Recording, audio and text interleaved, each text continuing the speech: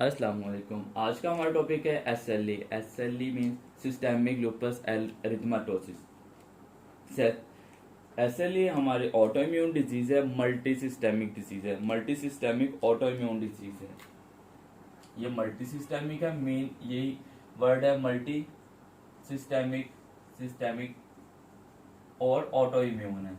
मतलब हमारी अपनी ही इम्यूनिटी, पूरी बॉडी में इम्यूनिटी ऑटो इम्यून है। हमारी अपनी ही इम्यूनिटी हमारी बॉडी के ऊपर अटैक करती है और उसकी वजह से सिम्टम्स आते हैं। और इसकी कॉज अननोन है, इडियोपैथी के कॉज इडियोपैथिक होती है। अब फर्स्ट ऑफ ऑल इसके जो सिम्टम्स होते हैं वो पढ़ लेते हैं। मल्टी सिस्टमिक है तो one by one her system को, ऑलमोस्ट हर सिस्टम को ये इन्वॉल्व करेगी, तो one by one her system को पढ़ते हैं। तो पहले इसके सिम्टम्स पढ़ लेते हैं। और इसका कुछ नहीं है, सिर्फ आप सिम्टम्स याद रख लिया, सिम्टम्स के अकॉर्डिंग आप इन्वेस्टिगेशन एंड आपका एमसीक्यू पिक हो जाएगा। ट्रीटमेंट इतना इम्पोर्टेंट नहीं है इसका, इसकी कॉज क्या है इम्पोर्टेंट नहीं है, वो इडियोपैथिक है। तो फर्स्ट ऑफ ऑल सिम्टम्स पढ़ते हैं इसके। सिम्टम्स वन बाय वन, पहले स्किन का पढ़ते हैं। स्किन का क्या होगा, आप चाहे तो सिस्टम वाइज याद रख लें या फिर पूरे सिस्टम जो है इसके सिम्टम्स ही याद रख लें। वैसे ही तो सबसे पहले स्किन की इन्वॉल्वमेंट होगी। स्किन की इन्वॉल्वमेंट सबसे पहले नहीं होगी, हम पढ़ ही सिस्टम स्किन की लिए, तो स्किन की इन्वॉल्वमेंट होगी तो आपकी पूरी बॉडी के ऊपर रैशेस बनते हैं, इसको कहते हैं डिस्कॉइड रैशेस। अल्सर टाइप होते हैं डिस्कॉइड रैशेस। आपके फेस के ऊपर रैशेस बनते हैं, रेडिश टाइप हो जाता है आपका फेस है, आपके नोज के राउंड आप ऐसे फील होगा जिस तरह बटरफ्लाई होती है, तो बटरफ्लाई रैशेस, तितली की तरह butterfly rashes, butterfly rashes, butterfly rashes या मोलर रैशेस। मोलर रैशेस हो सकते हैं या बटरफ्लाई, दोनों एक ही चीज का नाम है, बटरफ्लाई रैशेस या मोलर रैशेस। स्किन स्किन के बाद माउथ की तरफ आते हैं, माउथ के अल्सर्स होंगे। माउथ ऑर्बिटल, तो oral ulcers, oral ulcers ulcers. इसके बाद ब्रेन की तरफ आए थे सीएनएस के सिम्टम्स। फेस के ऊपर सिस्टम वन बाय ऊपर से आप नीचे तक जाया करें, मतलब हेड से स्टार्ट करके टो की तरफ। सिस्टम अगर सिस्टेमिक डिजीज को याद रखना हो तो ब्रेन, सीएनएस। सीएनएस के क्या सिम्टम्स होंगे, सीएनएस में पेशेंट को सीजर्स होंगे,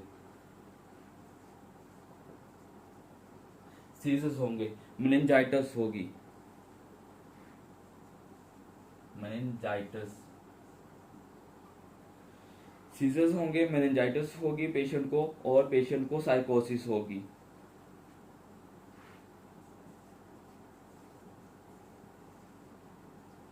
साइकोसिस का पेशेंट हो सकता है, सीजर्स हो सकते हैं पेशेंट को, और क्या होंगे इसके अलावा अगर वेसल्स इन्वॉल्व हैं, अगर ब्रेन की वेसल्स इन्वॉल्व हुई तो ब्रेन की वेसल्स, वास्कुलाइटिस होगा, वास्कुलाइटिस, वास्कुलाइटिस की वजह से ब्रेन स्ट्रोक हो सकता है, ब्रेन स्ट्रोक। तो ये थे सीएनएस के सिस्टम सिम्टम्स। सीएनएस के बाद आपका नेक्स्ट सिस्टम कर लेते हैं हिमाटोलॉजिकल डिसऑर्डर्स।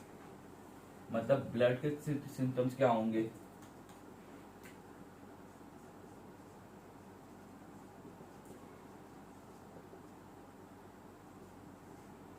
ये सारे सिस्टम वन बाय वन याद रखने हैं, क्योंकि इन्हीं की बेस के ऊपर नेक्स्ट डायग्नोसिस करनी है। डायग्नोसिस इंपॉर्टेंट है, डायग्नोस कैसे करते हैं। तो हेमाटोलॉजिकल के अंदर आ जाएगा आपको पैनसाइटोपिनिया। पैनसाइटोपिनिया में क्या होगा, थ्रोम्बोसाइटोपिनिया होगा,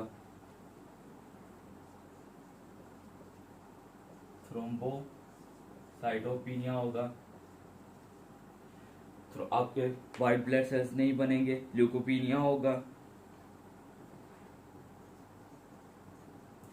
ल्यूकोपिनिया, आरबीसीस नहीं बनेंगे, आपको अनीमिया होगा, जो बनेंगे वो टूट रहे होंगे तो हेमोलिटिकल अनीमिया होगा, हेमोलाइटिक अनीमिया। पेशेंट को अनीमिया है, ल्यूकोपिनिया है, थ्रोम्बोसाइटोपिनिया और दूसरे हेमोलॉजिकल सिस्टम्स के अलावा दूसरे सिस्टम्स भी हैं बॉडी के अंदर, तो आप सोच सकते हैं ये सिस्टेमिक लूपस है, मतलब एसएलई है। हिमाटोलॉजिकल के बाद आपका नेक्स्ट सिस्टम कर लेते हैं हम आपके साइनसिस, सीरोसाइटस होगी। साइनसिस बॉडी के अंदर तीन साइनसिस है ना, प्लूरल, पेरिकार्डियस और पेरिकार्डियम। पेरिकार्डाइटिस हो सकता है, पेरिटोनाइटिस हो सकता है और प्लूराइटिस हो सकता है। तो प्लूराइटिस, पेरिकार्डाइटिस, पेरिकार्डाइटिस और पेरिटोनाइटिस, पेरिटोनाइटिस। आपके प्लूरा, आपके लंग्स के अराउंड जो आपकी झिल्ली होती है उसका infection, pericarditis around the heart, peritonitis around the abdomen of peritoneum. तो इन तीनों को इकट्ठे करके सीरोसाइटिस भी कहते हैं, सीरोसाइटिस, सीरोसाइटिस। इन तीनों को साइनसिस इन्वॉल्व होंगी, साइनोसाइटिस, सीरोसाइटिस या साइनसिस, सीरोसाइटिस, ठीक है। तो उसके बाद नेक्स्ट आपका आता है रीनल डिसऑर्डर्स। रीनल के अंदर सिर्फ एक ही है, लूपस। इंपॉर्टेंट है, ये नहीं भूलना, ये इंपॉर्टेंट है, लूपस नेफ्राइटिस। किडनी में किडनी की इन्वॉल्वमेंट होगी, किडनी की इन्वॉल्वमेंट में आपका आ जाएगा lupus nephritis. Lupus lupus lupus nephritis. MCQ में लिखा हो लूपस नेफ्राइटिस, क्लियरली वो एसएलई को ही शो कर रहा होगा, लेकिन आपने स्टेटमेंट पढ़ के ही उसको टिक करना है, क्योंकि वो कंफ्यूज कर सकता है आपको किसी और डिजीज के साथ भी। तो इसको एक और नाम कहते हैं एसएलई ग्लोमेरुलोनेफ्राइटिस भी कहते हैं लूपस नेफ्राइटिस को। तो एसएलई ग्लोमेरुलोनेफ्राइटिस भी कहते हैं लूपस नेफ्राइटिस को ही। इसके बाद नेक्स्ट सिस्टम आपको कर लेते हैं हम, फोटोसेंसिटिविटी हो गई, रिनल डिसऑर्डर्स हो गए, आपकी हेमोलॉजिक सीएनएस हो गया, मोलर रैशेस हो गए, डिस्कॉइड रैशेस हो गए, आपका ओरल अल्सर्स हो गए, आर्थराइटिस, जॉइंट्स की इन्वॉल्वमेंट्स, आपकी बोन्स की जब इन्वॉल्वमेंट होगी जॉइंट्स की तो आर्थराइटिस होगा, आर्थराइटिस होगा, आर्थराइटिस होगा। उसके बाद आपके इम्यूनोलॉजिकल डिसऑर्डर्स पढ़ लेते हैं, इम्यूनोलॉजिकल अटैक्स जो होंगे इम्यूनिटी के बारे में। तो इम्यूनिटी में आपकी ये डायग्नोसिस भी है और इसी की बेस के ऊपर आपको एमसीक्यूज भी आएगा। तो ये याद रखना, इसके अंदर एंटीबॉडीज मिलती हैं, anti DS DNA antibody, anti DS DNA antibodies, anti DNA antibodies याद रख लो, या anti DS DNA bodies antibodies. इसके अलावा इसकी मोस्ट इंपॉर्टेंट, मोस्ट स्पेसिफिक जो है इसकी एंटीबॉडी मिलती है एंटी स्मिथ। ये तो नाम है ना बंदे का, तो उसी से याद रख लो, एंटी स्मिथ एंटीबॉडीज मिलती हैं। ये दोनों एक ही पॉइंट है, एंटीबॉडीज मिलती हैं। और इसके अलावा क्या मिलेगा, आपका हार्ट का इन्वॉल्वमेंट होगा, मायोकार्डाइटिस होगा। सारे सिस्टम इन्वॉल्व करने हैं ना वन बाय वन। तो आपके जो रिमेनिंग है हार्ट, तो हार्ट की इन्वॉल्वमेंट में आ जाएगा आपका मायोकार्डाइटिस। मायोकार्डाइटिस याद रखना इंपॉर्टेंट है, क्योंकि इस आपसे ये भी पूछा जा सकता है एसएलई की वजह से बूढ़े लोगों की डेथ जो होती है वो होती है हार्ट अटैक की वजह से, एमआई की वजह से, तो मायोकार्डाइटिस होगा। इसके अलावा आपका पेरिटोनाइटिस हो गया, लंग्स रह गए हैं, तो वो तो हमने झिल्ली की है ना साइड पे जो प्लूराइटिस होता है। तो अब करेंगे इसके न्यूमोनाइटिस होगा, न्यूमोनाइटिस। अब जो थोड़े थोड़े सिस्टम रह गए हैं, मायोकार्डाइटिस, न्यूमोनाइटिस, और आपकी आपकी इंटेस्टाइन जो होगी, इंटेस्टाइन का स्कीमिया होगा, जीआईटी भी इन्वॉल्व करना है। तो इंटेस्टाइनल स्कीमिया, इंटेस्टाइन का स्कीमिया हो जाएगा, स्कीमिया। कॉज अननोन है, किसी की भी कॉज हमें नहीं पता। इसके अलावा आपका रेनॉल्ड फिनोमिना होगा। रेनॉल्ड फिनोमिना होता है आपकी फिंगर्स का साइनोज्ड हो जाना, उसकी ब्लड फ्लो का ब्लॉकेज हो जाना। इसको यहाँ पे इतना डिस्कस नहीं करना, Raynaud phenomena, Raynaud phenomena. Raynaud's phenomena. और इसके अलावा आपकी एक डिजीज होती है हार्ट की, लिबमैन सैक एंडोकार्डाइटिस। तो हार्ट से Libman Sacks endocarditis, Libman Sacks endocarditis होगी। ये थे आपके सिम्टम्स एसएलई के। सिस्टम को मैं एक दफा रिवाइज कर देता हूँ। आपको डिस्कॉइड रैशेस मिलेंगे, मोलर रैशेस मिलेंगे, फोटो सेंसिटिविटी होगी, ओरल अल्सर्स होंगे, आर्थराइटिस होगी, वास्कुलाइटिस होगी जिसकी वजह से ब्रेन स्ट्रोक हो सकता है। आपका हेपेटाइटिस रह गया, हेपेटाइटिस भी होगा पेशेंट को, हेपेटाइटिस भी होगा। आपका ब्रेन स्ट्रोक होगा, ब्रेन स्ट्रोक के बाद उसको पैनसाइटोपिनिया होगा, मतलब ल्यूकोपिनिया, थ्रोम्बोसाइटोपिनिया, अनीमिया होगा, न्यूमोनाइटिस होगा, मायोकार्डाइटिस होगा पेशेंट को, इंटेस्टाइनल इस्कीमिया होगा, उसको सीरोसाइटिस होगा। तीनों साइनसिस जो सीरियस कैविटीज हैं वो इन्वॉल्व होंगी। सीरोसाइटिस होगा, उसको एसएलई किडनी का नेफ्राइटिस होगा तो लुपस नेफ्राइटिस होगा, उसको एसएलई ग्लोमेरुलोनेफ्राइटिस भी कहते हैं।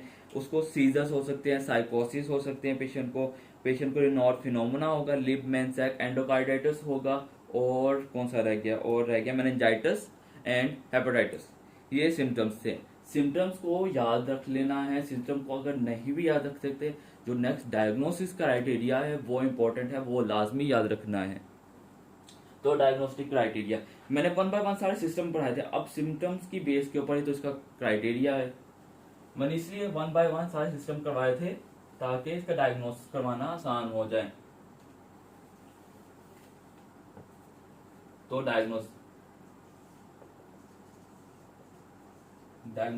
क्राइटेरिया क्या होगा? 1 बाय 1 सारे सिस्टम को दोबारा से करना है और एक एक पॉइंट देते रहना है। तो अगर डिस्कॉइड रैशेस मिलते हैं, discoid rashes 1 point, butterfly rashes या malar rash 1 point, photosensitivity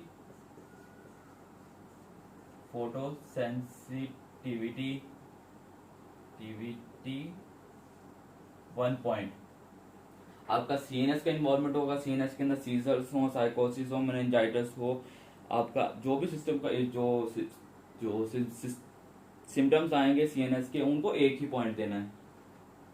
CNS का इन्वॉल्वमेंट होगी तो 1 पॉइंट। आपका सीएनएस ओरल अल्सर्स होंगे 1 पॉइंट, ओरल अल्सर्स 1 पॉइंट। आपकी मैंने डीएनए एंटीबॉडीज बताई थी, डीएनए एंटीबॉडीज और मोस्ट स्पेसिफिक स्मिथ एंटीबॉडीज, तो दोनों का 1 पॉइंट, दोनों हो या दोनों में से कोई एक हो तो 1 पॉइंट। सीरस इन्वॉल्व हो तो सीरोसाइटस हो 1 पॉइंट। ये सारे सिस्टम को 1 बाय 1 एक एक पॉइंट देते रहना है।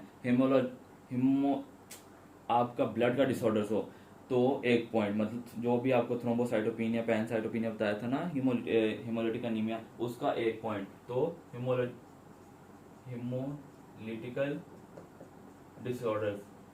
हिमोलिटिकल डिसऑर्डर्स हो तो 1 पॉइंट। 1 2 3 4 5 6 7 8 हो गए। हिमोलिटिकल अनीमिया हो, सीरोसाइटिस होगा, आपका रेनल डिसऑर्डर्स हो, लुपस नेफ्राइटिस हो तो 1 पॉइंट। उसके अलावा मोलर हो गया, आर्थराइटिस रह गया, आर्थराइटिस 1 पॉइंट। कितने हो गए? आर्थराइटिस हो तो 1 पॉइंट। 3 और 3 6 और 3 9 और 10। इन 10 में से कोई भी चार इन्वॉल्व हो तो डायग्नोसिस कंफर्म्ड है। एनी 4 हो, इन चारों में से कोई भी 4 में से 4 आउट ऑफ 10 हो, 4 कम से कम हो या 4 से ज्यादा हो, 4 सिस्टम इन्वॉल्व हो, 4 आपकी फाइंडिंग्स हो, तो आपने कहना है कि आपके डायग्नोसिस कंफर्म है, ये एसएलई ही है। अब इन्वेस्टिगेशन, ये तो सिम्टम्स बेस पे इसके डायग्नोसिस किया ना, अब इन्वेस्टिगेशन भी करनी है। इन्वेस्टिगेशन बेस पे भी आपको एमसीक्यूज आएगा और आएगा आपकी एंटी स्मिथ एंटीबॉडीज पे और आपकी डीएनएस एंटीबॉडीज के ऊपर ही आपको बार बार एमसीक्यूज आएगा। मैं बार बार बोल रहा हूँ, इसी की बेस के ऊपर मैं जितने एमसीक्यू सॉल्व किए हैं सब में यही है। तो इन्वेस्टिगेशन,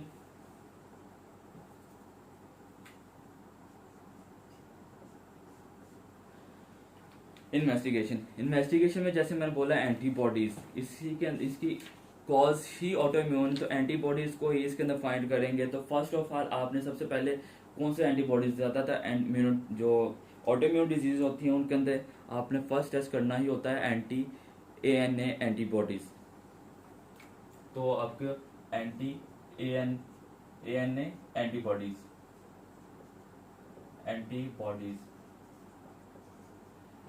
ANA एंटीबॉडीज करेंगे, वो इसके अंदर पॉजिटिव आएंगी। एंटी ANA करवाते ही तब मैं था कंफर्म करना हो कि आप ऐसे याद रख लो, एंटी ANA पॉजिटिव आया मतलब आपकी इम्यूनिटी की वजह से डिजीज है।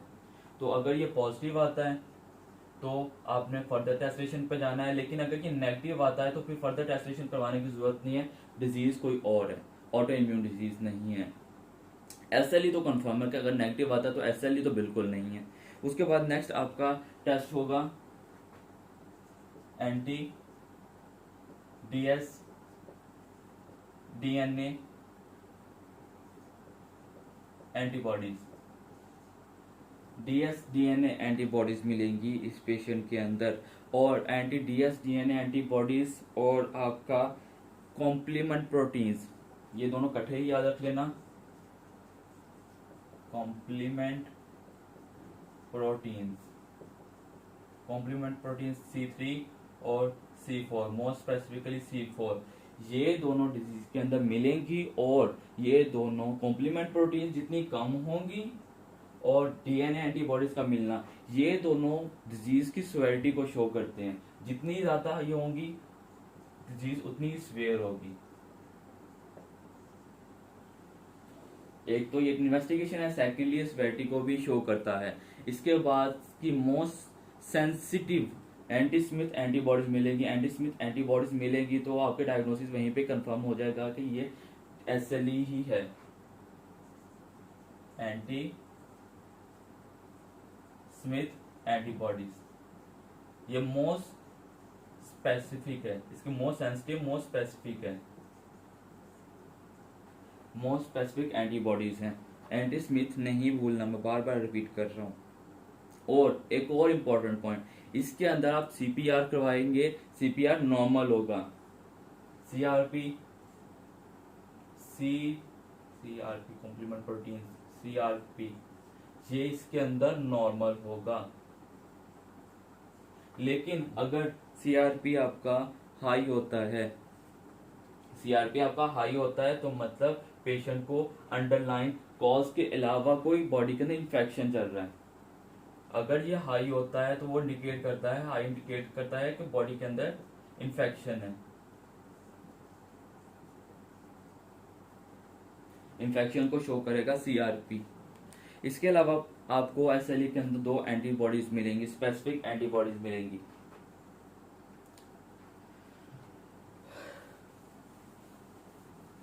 दो एंटीबॉडीज मिलेंगी, एंटी रो और एंटी रोला। एंटी रो और एंटी रो और एंटी रो और का एंटी रो को SSA भी कहते हैं, एंटी SSA एंटीबॉडीज और SSB। अब रोला से याद रख लो, SSB भी मिलता है इन दोनों के अंदर। और मोस्ट स्पेसिफिक रो है, नहीं है इतना स्पेसिफिक, लेकिन ये दोनों मिलती हैं। ये बताने का मकसद यह था कि आपको एक नेक्स्ट डिजीज इसी से रिलेटेड SLE की डिजीज है, उसके आगे फर्दर टाइप है वो मैं बताता हूँ अभी। तो आपको ये 2 एंटीबॉडीज मिलती हैं। अब एक इम्पोर्टेंट पॉइंट है, SLE की डिवीजन है, SLE का नाम है कि पेशेंट बच्चे को, अगर बच्चों के अंदर SLE हो, न्यूनेटल SLE हो, तो उसके बारे में बताता हूँ। न्यूनेटल SLE ये आपकी इन्वेस्टिगेशन हो गई हैं। इन्वेस्टिगेशन अब फर्दर जो है SLE की डिवीजन है, मतलब न्यूनेटल SLE। अगर माँ को SLE है और माँ के अंदर एंटी रो वाली जो स्पेसिफिक बताई थी, ज़्यादा स्पेसिफिक है, वो एंटीबॉडीज पॉजिटिव है, तो बच्चे को वूम के अंदर ही, मतलब पैदाइश से पहले ड्यूरिंग प्रेगनेंसी बच्चे को हार्ट का इश्यूज होगा, हार्ट ब्लॉक होने के चांसेस हैं, या इवन के आफ्टर बर्थ उस बच्चे को सारी जिंदगी चांस रहेंगे। एट द बर्थ आप स्पेसिफिकली याद रख लो, चांसेस होंगे उसको हार्ट ब्लॉक होने के चांसेस होंगे। तो न्यूनेटल SLE क्या होता है? अगर प्रेग्नेंट वुमन है और उसके अंदर एंटीबॉडीज होंगी, तो कंफर्म है कि वो बच्चा SLE के साथ पैदा होगा, उसको कहेंगे न्यूनेटल SLE। और इस बच्चे को हमेशा या फिर आफ्टर बर्थ या ड्यूरिंग बर्थ उसको हार्ट ब्लॉक के चांसेस होंगे,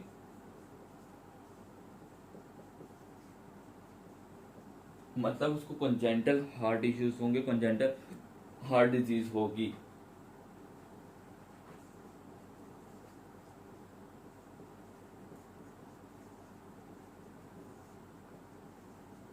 कंजेंटल हार्ट डिजीज होगी, इतना ही याद रखना है, ये इंपॉर्टेंट है। फीमेल, ये डिजीज है ही फीमेल्स की है। SLE 90% वुमेन्स के अंदर ही पाई जाती है। 90% जो अमेरिकन अफ्रीकन वुमेन्स होती हैं उनके अंदर 90% वुमेन्स के अंदर ही SLE होती है, और प्रेगनेंसी से रिलेटेड है, और प्रेगनेंट वुमेन के अंदर का एंटीबॉडीज मिली है, तो बच्चे को न्यूनेटल SLE होगा, उसको कंजेंटल हार्ट डिजीज होगी, उसको हार्ट ब्लॉक के चांसेस होंगे। इसके अलावा ड्रग इंड्यूस SLE भी होता है। ड्रग्स की वजह से SLE का हो जाना, ये बहुत इंपॉर्टेंट है। MCQs इसी के बेस पर आएगा, आपको ड्रग का बताया जाएगा, पेशेंट की ये हिस्ट्री है, पेशेंट को बीमारी थी, उसने ये ड्रग यूज किया है, अब उसको पूरे सिस्टम के अंदर, पूरी बॉडी के अंदर सिम्टम्स आ रहे हैं, ये अब बताओ कि कौन सा साइड इफेक्ट है, कौन सा रिएक्शन है, कौन सी डिजीज हुई है। तो ड्रग इंड्यूस SLE,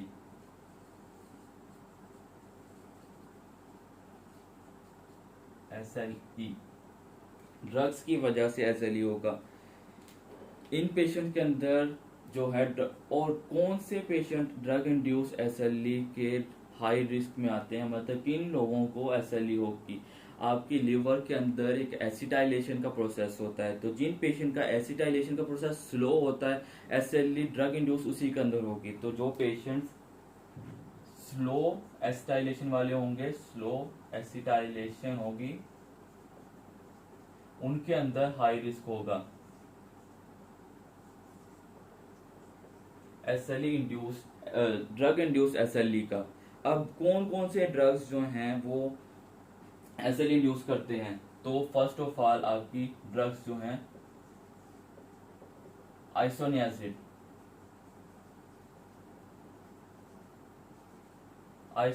आपकी टीबी की ड्रग है ना आइसोनियाजिड, वो आपका हाइड्रोलाजीन, फेनिटोइन,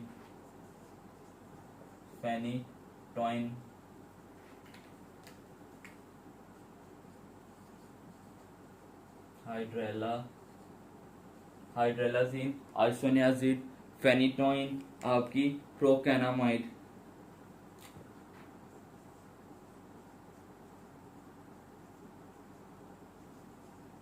आइसोनियाजिड, फेनिटोइन या प्रोकैनामाइड, और मोस्ट इम्पोर्टेंट हाइड्रेलाजीन की वजह से ज़्यादा होता है, ये मोर कॉमन है हाइड्रेलाजीन की वजह से। और इन पेशेंट्स के अंदर एंटीबॉडीज मिलती है, ये इंपॉर्टेंट है, MCQs में यही पूछा जाता है कि हिस्टोन एंटीबॉडीज किस में मिलती है? तो ड्रग इंड्यूस SLE के अंदर हिस्टोन एंटीबॉडीज मिलती हैं, हिस्टोन एंटीबॉडीज मिलती हैं। ये नहीं भूलना, ड्रग इंड्यूस SLE के अंदर। अब इसका ट्रीटमेंट इजी है। ऑटोइम्यून है, या तो आप इम्यूनिटी को सप्रेस करोगे, या तो आप सिर्फ स्टेरॉइड्स दोगे, स्टेरॉइड्स भी तो ये काम करते हैं। तो ट्रीटमेंट,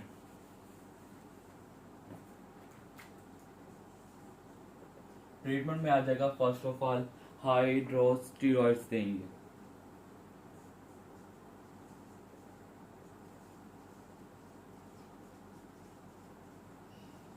स्टीरॉइड कौन सा देंगे? मिथाइल प्रेडनिसोन,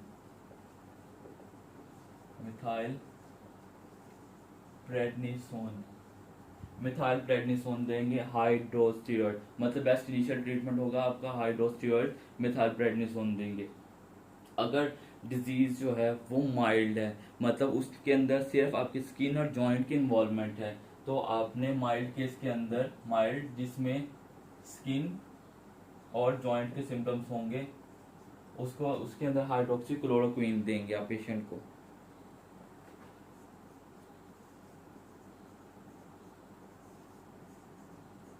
हाइड्रोक्सीक्लोरोक्वीन, हाइड्रोक्सीक्लोरोक्वीन देंगे। अगर इसके साथ भी पेशेंट को कवर नहीं हो रहा है पेशेंट, तो आप इम्यूनोस्प्रेसिस यूज करें। इम्यूनोस्प्रेसिस में आ जाएगा एजाथियोप्रिन और आपकी साइक्लोफॉस्फामाइड। तो इम्यूनोस्प्रेसिव के अंदर आ जाएंगी आप, इम्यूनिटी को स्प्रेस करने वाली ड्रग्स आ जाएंगी एजाथियोप्रिन और साइक्लोफॉस्फामाइड, साइक्लोफॉस्फामाइड। ये था आपका ट्रीटमेंट। और अगर आपको एजाथियोप्रिन और साइक्लोफॉस्फामाइड से भी कवर नहीं हो रहा पेशेंट, तो बेलीमोमाब, आपकी बायोलॉजिकल ड्रग होती है बेलीमोमाब, आप वो भी यूज कर सकते हैं। बायोलॉजिकल ड्रग है आपका, बायोलॉजिकल ड्रग है बेलीमोमाब, आपका बायोलॉजिकल ड्रग है बेलीमोमाब। यहाँ बाहर लिख देता हूँ।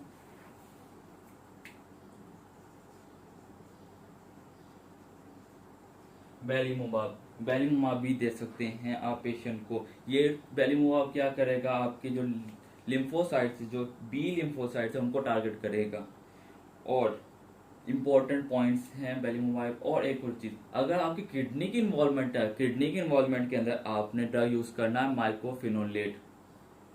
कौन सी ड्रग यूज करनी है? माइक्रोफिनोलेट,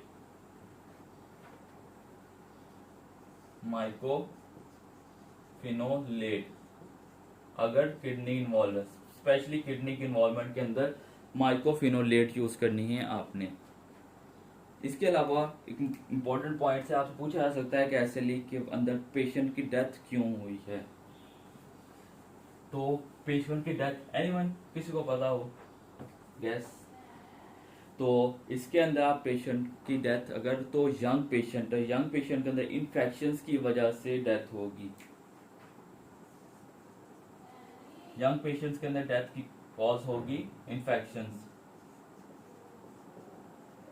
और अगर ओल्ड पेशेंट है, तो ओल्ड पेशेंट के अंदर मैं जैसे पहले बताया था, हार्ट अटैक, एमआई की वजह से डेथ होगी।